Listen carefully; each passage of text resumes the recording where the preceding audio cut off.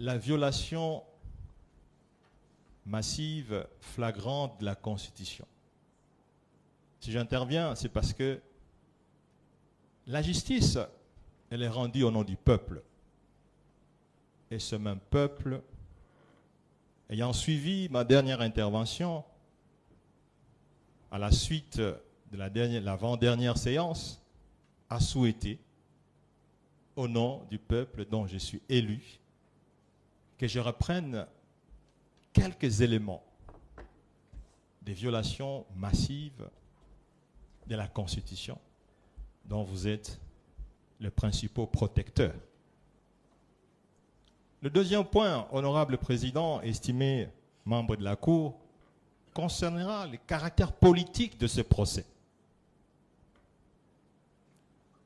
Cela fait 4 ans, mois pour mois, c'est en avril 2021. J'étais alors à Conakry, conseiller du président. Le premier réquisitoire tombait. Et j'ai dit, contrairement à tout ce qu'ils m'ont dit de ne pas rentrer, j'ai dit, je fais foi. Honorable président, estimé membre de la Cour, je fais foi à la justice de mon pays, je vais rentrer. Et je suis rentré. L'exil m'a été donné, j'ai refusé. J'ai fait confiance en vous, honorable président, estimé membre de la Cour, parce que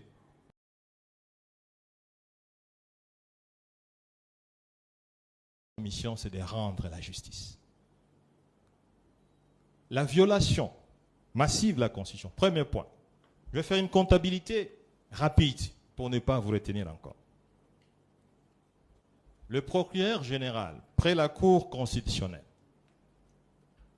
pour lancer le processus en avril 2021, demande au Congrès la levée des immunités du sénateur Matata Ponyo Mapon qui est devant vous.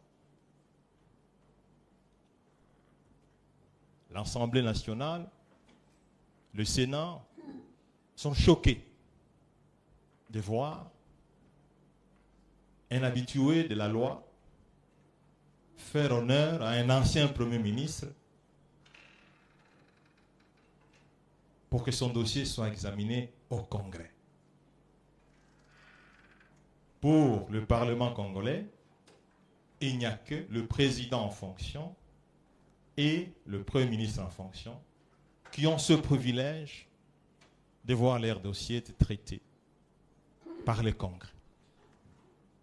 La réponse sera adressée au procureur général près la Cour constitutionnelle, Jean-Paul Mokolo Konkesha, qui s'excusera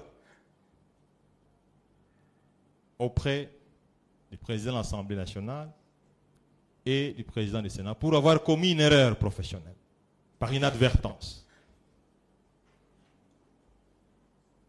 Première violation de la Constitution.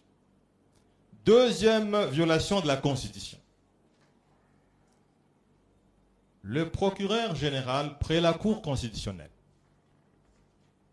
obstiné absolument à pouvoir poursuivre en justice M. Matata, écrit au président du Sénat pour demander la levée des immunités du sénateur Matata Ponyo Mapon devant vous. Le débat se fait en plénière. Il est démontré que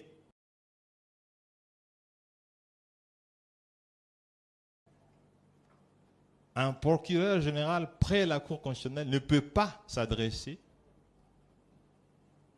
au président du Sénat. La Constitution ne le permet pas, la procédure ne le permet pas, et l'objet même de ces demandes ne le permet pas. La plénière du Sénat rejettera cette requête du procureur général près la Cour constitutionnelle. Je vois dans votre composition un ancien sénateur, juriste professionnel, qui était dans la salle et qui sait que cette requête a été rejetée. Deuxième violation de la Constitution. Troisième violation de la Constitution. Honorable Président, estimé membre de la Cour constitutionnelle, le président du Sénat, Modeste Bahati Lukwebo, dira qu'est-ce que nous allons faire, parce que c'est un dossier politique que nous devons à tout prix rendre M. Matata. Acceptons, quoi qu'il en coûte, cette requête du procureur général près la Cour constitutionnelle. Ainsi, honorable président, estimé membre de la Cour, cette requête sera examinée en violation de la Constitution. Troisième violation de la Constitution. En dépit de cela, honorable président, le Sénat